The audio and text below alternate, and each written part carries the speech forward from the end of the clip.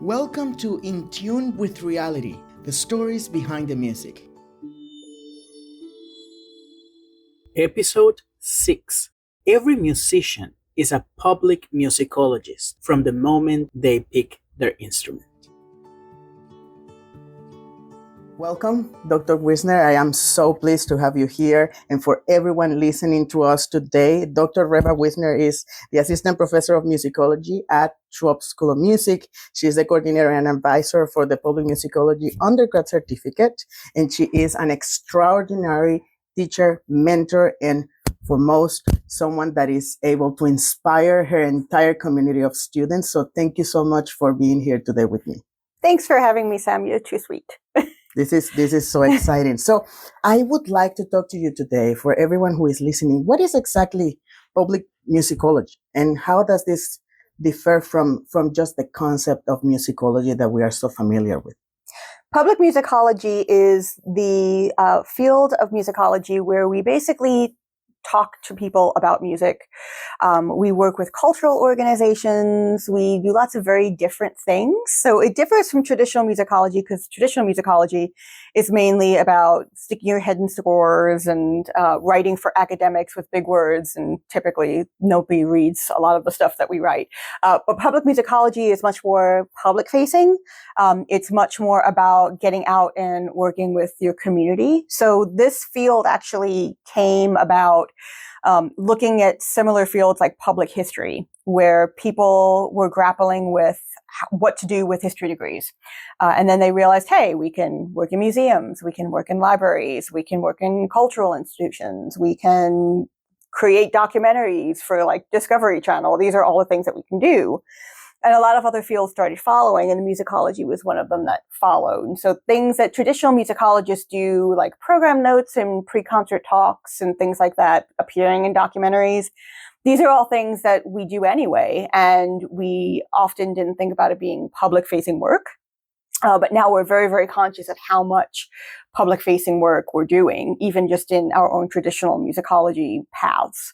So one of the things that's really cool about public musicology is that you're taking that knowledge you have of music history and making it accessible to people who are not musicians without dumbing it down. And that's probably the most important clause in there, is not dumbing it down, because you want to get people interested in what you have to say, but you also don't want to make them feel like, oh, this is like babyish, or you also don't want to make them feel like this is way above me, my eyes are glazing over, I'm going to go take a nap now.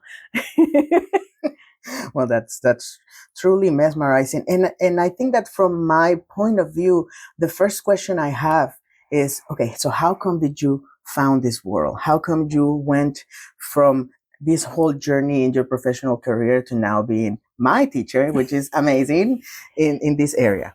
It's really interesting when I think about how I came to this, because I really, in many ways, just kind of fell into it. So I spent 8 years adjuncting, and I was teaching sometimes at 4 colleges in 2 states.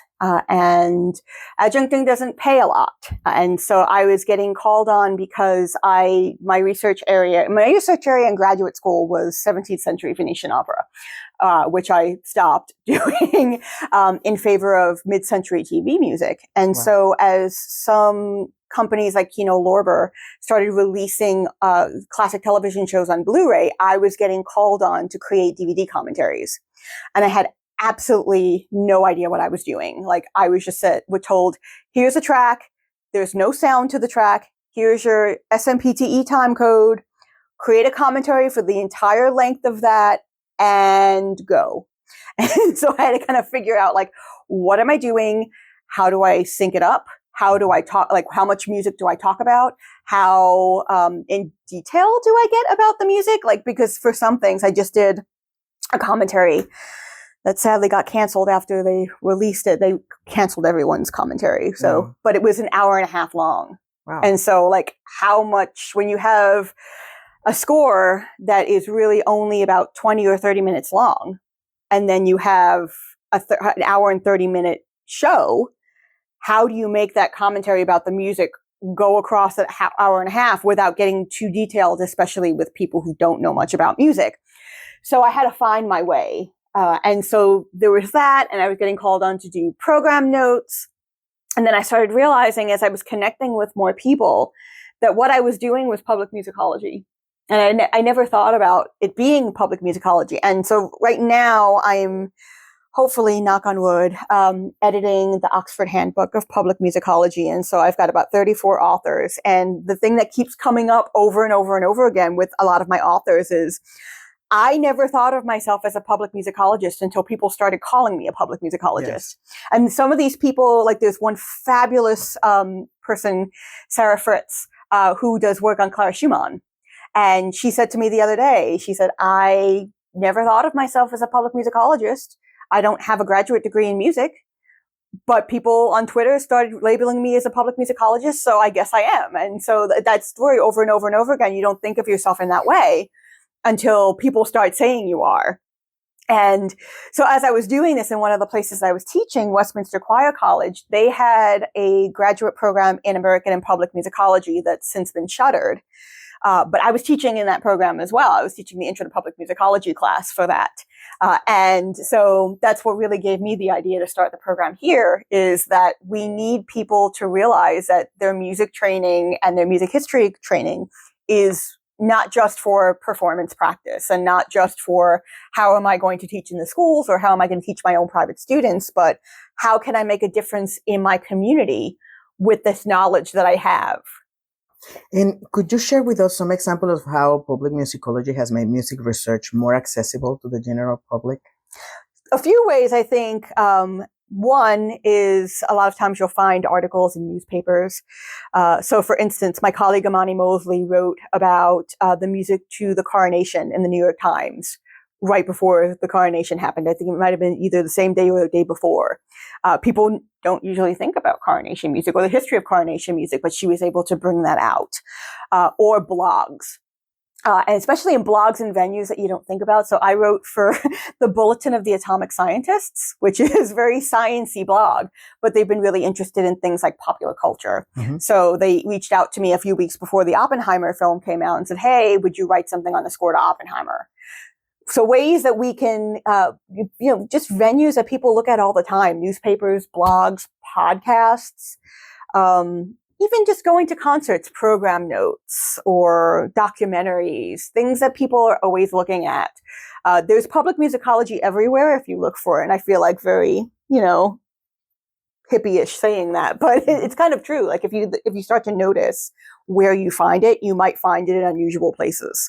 I think that is very interesting because you also mentioned that I will never forget that day in class, like every musician from the moment that they pick their instrument, they are a public musicologist. And that marked my life because you said at the moment that you play, when you communicate, when you explain, when you bring the history of the music, everything that transcends just the mere act of playing, you become a public musicologist because you are bridging that space between the art form, the music making process, and what the audience gets. So that leads me to the next question.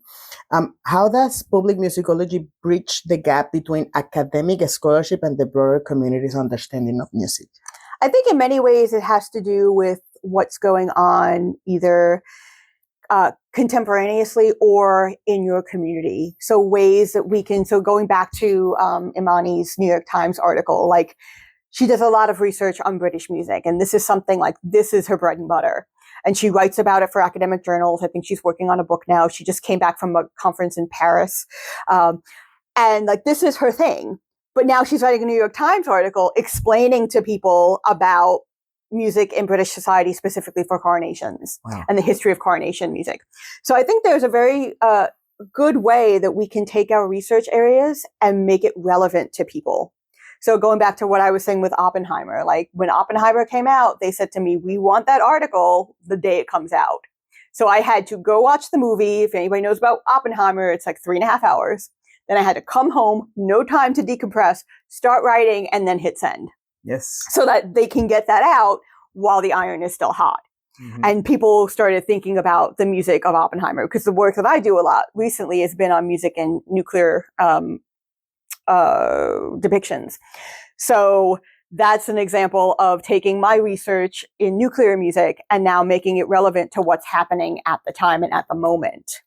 So, by doing all of these things, what do you think are the biggest challenges that musicologists in this area of communicating this for non-musicians or for non-specialists have encountered during their work? What is, in your personal experience, some of the key components or challenges you have encountered? The AMS and American Musicological Society and Society for Music Theory are having a joint conference in Denver in November. And so there's going to be 4 public musicology / music theory panels, one of which is I'm on. And so I met with my panel last week. And one of the things that we were talking about was how many trolls there are, and how much hate some people get for their public facing work. Like, you wouldn't think that people would get death threats for publishing musicology work, but it's happened. I've had a friend who've published in things like the New Yorker or published other public facing venues, and they've gotten emails with death threats or really horrible things. And mainly it's because they don't agree. Yes. And so there's that aspect, but on the lesser end, dealing with people who, think that they know the material better than you, some of which occurs through their own training, where they've been taught wrong, or there have been misconceptions that we've had about music that are now gone. Yes. And then people start getting pushback, and either pushback online, pushback in print, or even pushback in person. So that, I think, is one of the big challenges. And I hear this a lot, not just at musicology, but in museums. Friends of mine who give museum tours sometimes get people who are just like, but, and they're like, actually, no, this is what, but, no, you're wrong. You shouldn't be giving a tour. And it's like, so how do you deal with that in person, which is a whole different thing than when you're getting an email telling you that you're stupid or things like that. Or that you should be dead. Right, or you should be dead, right. Mm-hmm. So this is mesmerizing. And from my world of neurolinguistics and neuroscience, we have this neuromyth, right? The human beings only use 10% of the brain, which is completely false. Mm-hmm. So in retrospective, in the world of public musicology, what do you think have been the biggest misconception of this field? That it's not research-based. It's taken a long time for public musicology to be accepted as much as it has been. And it's not just public musicology, it's public history, public anthropology. For instance, there has always been in some universities, thankfully not here, but in some universities, this whole notion that any public facing work that you do is not going to be counted for tenure promotion. So if it's not published in a peer reviewed journal or a peer reviewed book, that it's not. So if you write for the New York Times or you write for the Guardian, or if you give pre-concert talks or write reviews for newspapers, that none of that matters and none of that will count. Huh. And luckily, that's starting to change. Some places it's changing very clearly where public facing work will count. Some places it's about community engagement. So it really just depends. But for a very long time, people were shying away from doing any sort of public work if they were on the tenure track or going to be promoted because they knew that their university didn't count it. I see. So now that you are mentioning all of these different platforms where public musicologists express and share their research, because at the end, it's I cannot imagine a journalist writing and getting their stories and everything and not being accepted just because it's not based on academic research. Because in that sense, then what is journalism, right? So could you discuss the role of technology in social media in advancing public musicology and engaging a wider audience? A lot of the people that I know who are public musicologists actually got their start doing a lot of things like tweeting and working with social media. So going back to my colleague Sarah, she was talking about for the Oxford Handbook to do something on social media as musicology classroom. Okay. A colleague of mine, Alex Ludwig, used to use Twitter in the music history classroom as a way for students to get what they're learning in class out to the world. And so it started out really on Twitter.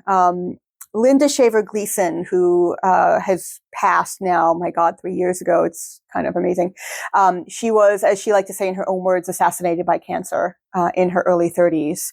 She started doing a lot of work in public musicology because she couldn't have a traditional career battling stage 4 breast cancer and raising her child. So she started getting a social media following.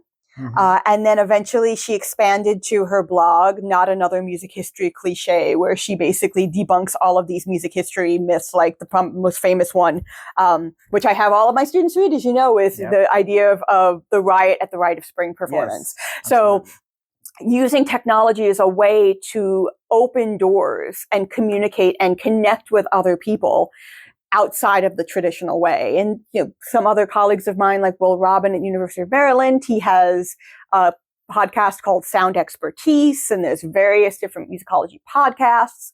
So there's lots of different ways to do this. Even things that might be considered traditional aren't always traditional. So my colleague, Leah Brandstetter, did a digital dissertation for her doctorate at Case Western. And she did it was called the Women of Rock Project, where she did an oral history of women in rock music. And that is a really good example of public musicology. Yes, it's conducting research. She was very lucky. She actually worked at the Rock Hall at the time she was doing that. So she had all of these people at her disposal whenever they would come visit. And it was great. And they were really willing to talk to her, which I loved. So it was a dissertation. It was oral histories, but now she's able to bring this stuff out to people who might not have been able to hear from these women who were really invaluable to the history of rock music. So there's also this blurring of boundaries that technology can create between the academic and the public side of things, which is great. And I think that is also very important to know that social media and all the internet and that platform is a medium, is an instrument for all of this to be communicated. But it sounds like, based on this trend going on, that we hear the people that is against to it, the people that is in favor of it. I could ask you, are there any specific ethical considerations that public musicologists should be aware of when conducting research that's meant for the public consumption? This is a question that I've gotten actually from a lot of my students. And that is, what do I do about someone who's alive? Like, if I want to do a presentation on their music, if I want to do a short video on their music, as I'm having my students do, what do I reach out to them? Do I ask for their permission? Yes. And I would say, if you can, yes. Especially if that person happens to be known to be a little bit contentious about having people write about them. Sometimes people will be like, yeah, cool. Just let me see when you're done. I'd love to see what you said about my music. And then some people are like, don't talk about my music. Or don't talk about me. Exactly. Yeah. And so I think that that's one thing you really need to be careful of. If you have not even just limiting to if the person's alive, but if their estate is very active, if they're not. Because that can be a little bit challenging, I think. I see. So in this world of research, because at the end I see this as like, okay, this is going to be an interview. We need to reach out to the person. We need to hear from them. And we are going to probably get some information about what we are looking for. Is there any type of issues that you have seen when this happened in the community of your students or yourself, when you have had to reach to someone to do this? What could you tell our audience who is trying, but they are afraid of doing this for the reaction of the person that they want to reach out? I mean, I would just say do it. It sounds really funny, but if you just get over your fears and do it, because sometimes you don't even realize how open that person is. They might have a reputation of being not open, but I think it's all about how you approach them. Absolutely. Especially if that person is known to have a little bit of an ego. Like if you frame them center more than framing your work center, sometimes that can make all the difference. I agree. And based on this idea, could you highlight some successful projects or initiatives where public musicology have had a significant impact on music education or appreciation? One thing I think people forget, and this is something that I really never thought too much about until I started talking to my students, which I love learning from my students. I'm just going to put that out there, is that in many ways, K-12 education is public musicology, because you are teaching music to non-specialists in a way that they can understand it. And so how we teach music, something like children's books, children's books about music is really a great initiative for public musicology, because I use it not just, with kids, but I use it with my own college students, because it is a very digestible way to tell a story without using lots of jargon, and it makes it fun. And I think that that's something that people don't take enough advantage of in K-12 classrooms, is the storytelling aspect of things. I think also when we can get involved in our communities, that's a really wonderful way of doing it. So, the projects that we do in the certificate, most of them, if not all of them, are very much about involving ourselves with community, and really different ways of approaching musicology that we don't typically think about. So I'm going to say this, it might be premature. I don't think it's premature though. But one of the things I'm working on for next year is the Columbus Symphony's 170th anniversary. Amazing. And so I have been working with Kern Watkins at the CSO, and we are going to take the public musicology students into the CSO archives. And they are going to do research about the history of the orchestra. And they're going to create an installation in the River Center for the orchestra's 170th anniversary. And then they're going to take all of that information that they use to gather and create this installation, and they're going to write a history of the orchestra, because CSO doesn't have a history of the orchestra. I see. So that's one way of being able to be a direct part of your community and do something different, but bring musicology front and center for your community. And something that is definitely going to preserve for posterity the history of that organization, the history of that orchestra, because we know that CSO has been one of the first orchestras ever founded in the United States. So it's really mesmerizing to think that an orchestra family with such a trajectory doesn't have this type of assets for the public, for the community. And I think that that's really, really amazing, and brings me to the next question. How can musicians then and music educators benefit from the insights provided by public musicology in their practice and teaching and when they work with the community? One thing I really like to tell people is try and get involved, even if it's outside of your comfort zone. Even if you don't consider yourself a public musicologist, if you're a musician, you have something to give. And you can use a lot of those public facing things, installations and whatever, museum exhibits, to not just benefit your teaching and to bring your students there, but also think about what you can contribute. So for instance, a colleague of mine, she up in Canada has a film festival that she started with her students, called the Sisters on Screen Music Festival at Acadia University. And this was a way where she was able to get her students to do research about films and film music, and then have them give little pre-film talks beforehand. She noticed that there was something in her community missing. She noticed that there was public musicology missing in her community, and she wanted to get that out there, and she wanted to get her students involved. And she noticed that, hey, there's no film festival, so wouldn't it be great if I could do something like this with my students and check all the boxes? So think about what's missing. Think about what you would love to see in your community, and then think about how you might be able to make that happen. She was able to do that. I know the College Music Society gave her a small seed grant for that. I think their seed grants are something like $500. And then some other funding through the university. But for a very minimal amount, she was able to do something like that. So even if finances are a barrier, chances are you might be able to find something. And things like grant writing and fundraising, also public musicology, because you have to demonstrate what you're doing to people who might not have any clue about music and know nothing about this.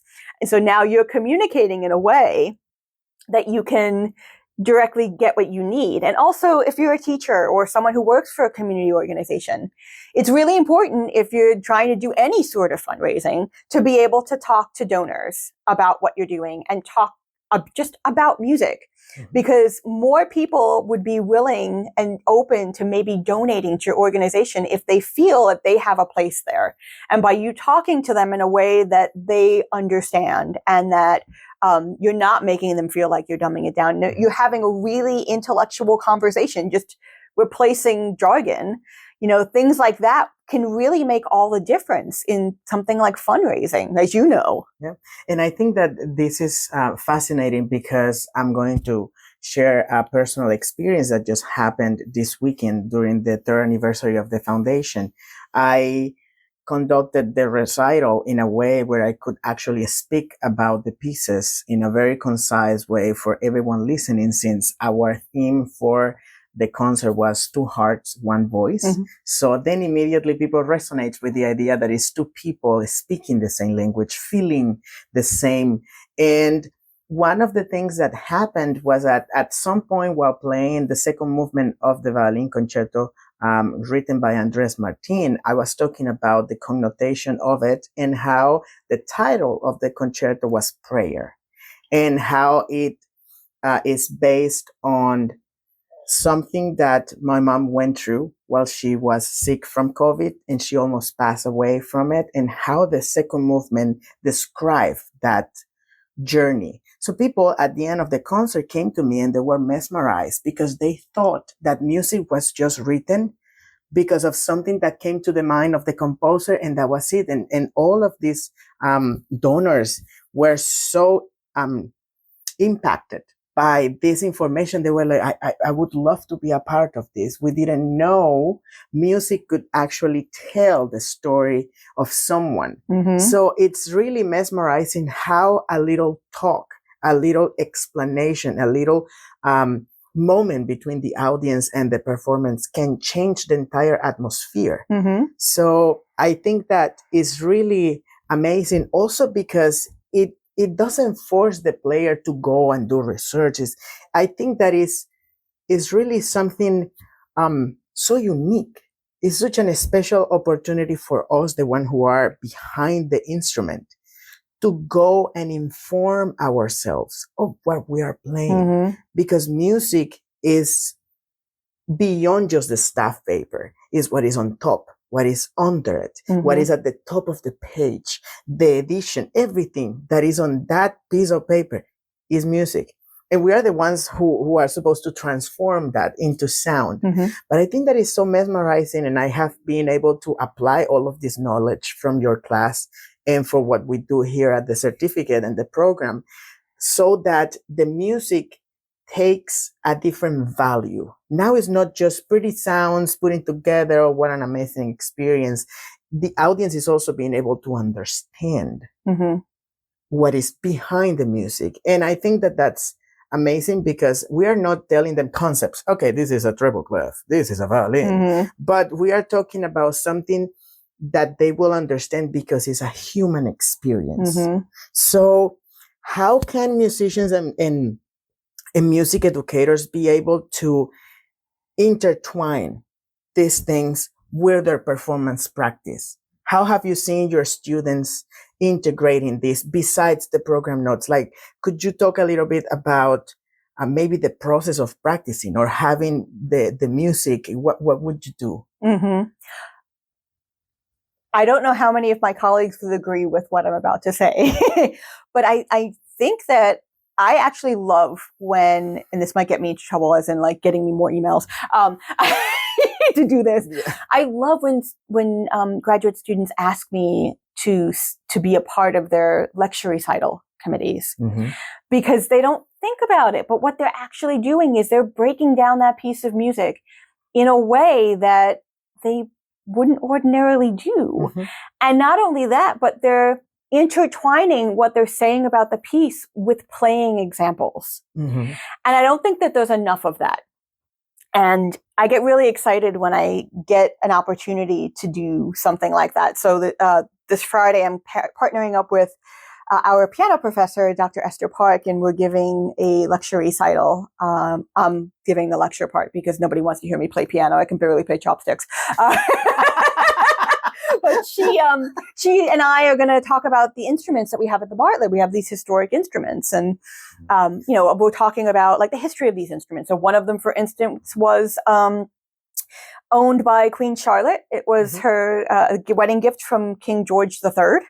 And Mozart was 9 when he played on it, and his sister Nannerl was about 14.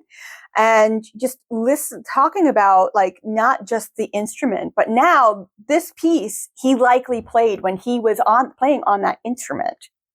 And this is what this piece is, or talking about the very first piece of music, or one of the first pieces of music that we know that was written for forte piano, but also has an indication of pedaling. And like having, Dr. Park illustrate what it sounds like on the forte piano, pedaled versus not pedaled, or demonstrating the difference between the double manual harpsichord, the piano, the forte piano, and then the Steinway B we also have in that space. So being able to talk about these differences, talk about how they work mechanically, and then have someone demonstrate what they sound like. And so that's why I love lecture recitals when students do them, because they are not only talking about that piece, but they're demonstrating what it is they're talking about. And I think that there's also not enough of that in practice. And I know it would make practice sessions a lot longer. Absolutely. Yeah. But like, even if you just take some time and think about what you're playing and like how that fits on the page and how that fits within the context of the piece of music, that would do wonders. Like one of the first examples that I ask my students when I first day of music history is, other than because you have no choice to graduate, you take this class. And then a lot of times there's like glazed over looks. Yeah. And then I tell them, okay, you're playing a Mozart concerto. You have a trill. Where do you start it? Above or below the note? And then they think and they immediately answer. I'm like, well, how do we know that? We know that from studying literature. And we know that from studying music history and the literature in that context. So yes, we need to know it as performers and as teachers to be able to actually do something about it and play an informed piece of music, because nothing will get you like disqualified from an audition faster is if you start a Mozart trill below the note. Yes. So I also think that it is insane to think that this process will not benefit the performance practice, because you and I were talking the other day, the concept of sotto voce, mezzo voce, and all of these things that are indicators of sound, but also timbre, intensity. And then I'm playing a Brahms sonata and it says sotto voce or mezzo voce, and then I have no idea what that means. So then how in the world am I going to actually honor the composer's writing and literature for my instrument if I don't know what is on the music? And we cannot assume that every student, that every player knows what these things are, because not every musician is exposed to the same type of experience when it comes to violin literature, music literature, string or winds literature. So it's really, really important for the community of students to know that this is not just an academic course. This is not another field. This is a part of a living entity of music. So I think that by having this in mind, what could you tell our listeners in relation to emerging trends or future directions in which public musicology is trying to dive in? That's a tricky one, because it's evolving as a technology evolves, but there are also some really enterprising people who are undertaking elements of like public musicology in ways that most people haven't thought about. So there are two sisters, Cheryl and Sherry Davis. One is a music landmarks preservationist. And one is a musical cultural preservationist.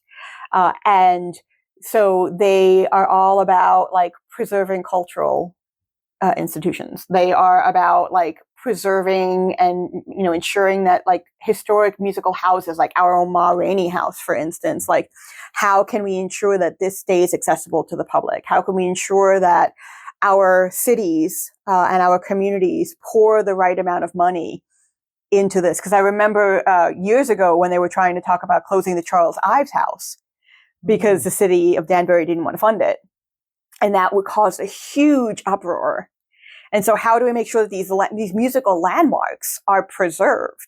And so that's a way into public musicology that I had never even thought about until I connected with both of these fine musicologists, both of whom I connected over Twitter with, actually. Wow. And so many different people are doing so many different things that I think that things that seem really unique now, 5-10 years from now, might not seem so cutting edge anymore because it's really evolving. So I think that that's one of the exciting things is that we can take what we're interested in and we can do it in a way beyond what traditional academic walls allow us to do. I think that also the pace of life nowadays is so fast, and the way that things change and evolve, it would be very hard to even tell in which direction we are going when there are so many things emerging at the same time, and so many things that are now being merged and combined and fusioned. So I really appreciate that, because it's just diversifying and broadening the making broader the idea and the spectrum in which us as musicians, performers, and artists are taking this art form. So, Professor, could you share your own experience as a public musicologist and discuss any memorable moments or projects that have shaped your perspective on this field? I think if I return back to the notion of DVD commentaries, if anyone listens to DVD commentaries, they typically will talk about like the show, the series, the actors and the actresses, like maybe the script a little bit and things like that. But following in the footsteps of colleagues of mine like John Burlingame, who do this all the time for music, like it really caused me to reflect on how much I talk about music, especially in something where the music is so closely tied sometimes to what's happening on the screen. And, do I play those clips?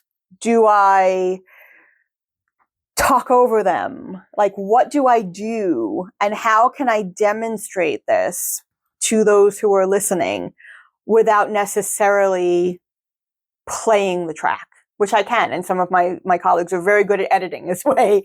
And they make sure everything is timed exactly so that they will pump in what's happening on the screen and like really get it set. But how do I avoid the jargon? How much material do I go into? Or in a case where I had this with, when I was doing the Night Gallery commentaries where they have, certain composers who are, multiple composers are writing, the same composers writing for multiple episodes.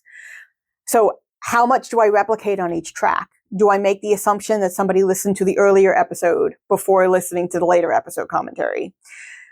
How much detail do I need to go into? Like, how much waxing poetic do I need to go into? Like, I found myself really mesmerized that so many of the composers for the Night Gallery series were actually jazz musicians.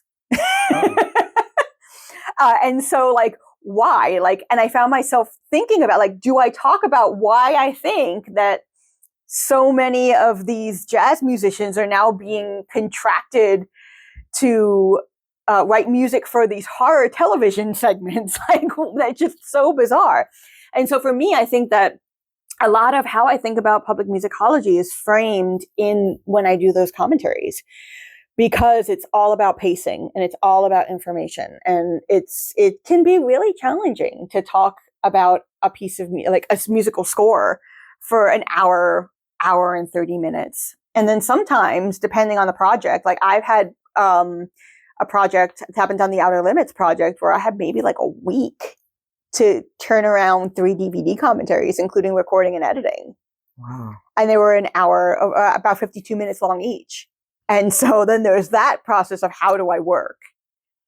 And so knowing how you work is also really another thing when you're trying to consider public musicology, is because a lot of things might have really quick turnaround times. like a concert review, for instance, like they're going to want that concert review almost immediately. Mm-hmm. Whereas if you're doing something like a blog post for yourself, you have a lot more wiggle room. Or if you're, learning about something to do some consulting, like I did some consulting for the Columbus Museum for, they were trying to redo their exhibit labels for after the renovation. And I had about a month to review some exhibit labels. So that was, fine. But, I might sometime get consulted by another museum that wants me to do it for a lot shorter amount of time. Yeah. So I think also knowing how you work is really crucial, to know how long it's going to take you to produce something that's really of fine quality versus when to say no because you're not going to be able to pull it off. To do it. I see. So, Professor Joss, now that we are getting to the end of this amazing episode, what message would you share for those who are listening to us about encouraging them to maybe open their heart and their minds and be a part of this, even if it's not, I'm going to do the certificate or I'm going to find out if my school has a program, but how can they be a part of this whole ecosystem? And maybe they don't know it, but they are. So what message could you tell our audience and our little ones to inspire them to make public musicology in this world of research and understanding part of what they do as musicians? Yeah, I think that one of the things I love about public musicology is, unlike a lot of traditional musicology or other careers, is that there's not as much gatekeeping. So this notion that anyone can be a public musicologist if you're doing the work. And so I think that a lot of people are doing public musicology work and they don't even realize it. Like you said, like just being able to talk about, like, the little 5-year-old that talks about like the piece that they're about to play before their piano recital. Like that's public musicology. And, we don't think, 5-year-olds capable of that. Yeah, they are. And so as long as you are able to communicate your knowledge about music to people who might know absolutely nothing, you're a public musicologist. And some people might find that notion really controversial. But I think that the more people realize that what we do as musicians is really applicable to the world around us and our communities and our families and our friends.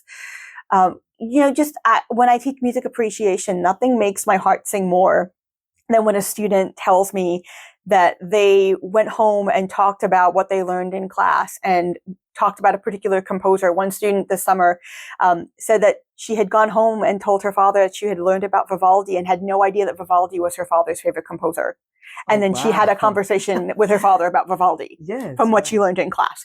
And so something like that is a way that you can get involved. You're talking to someone who's really interested in it, and now you can actually share your knowledge. And it's all about sharing knowledge.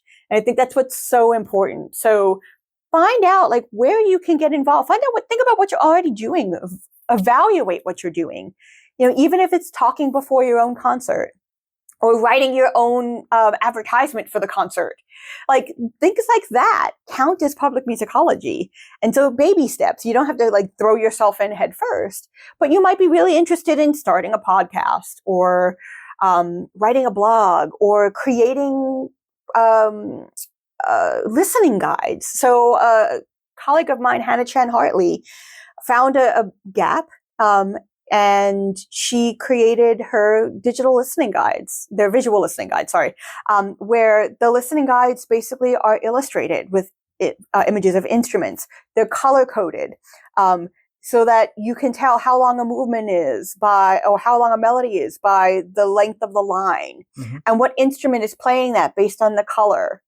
And so she found a need and she filled it. And now a lot of major orchestras are including her visual listening guides in their concert programs that go out to the public.